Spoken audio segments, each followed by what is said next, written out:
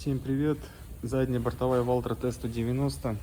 В общем, будем заниматься заменой сальника по оси ступицы. Он находится здесь для того, чтобы достать этот сальник. Необходимо нам снять тормозную коробку, то есть по кругу открутить вот эти болты. Дальше нам необходимо выбить вал вместе со ступицей, и только тогда мы сможем достать этот сальник. Ну вот на одной бортовой на примере покажу. Значит, вот тормозная коробка у нас уже отдельно разобранная. Вот бортовая, вот этот сальник. Мы его уже поменяли. Также полуось со ступицей. Вот она стоит. Здесь надо сбивать будет это кольцо с подшипником, потому что здесь еще находится внутри уплотнительное кольцо.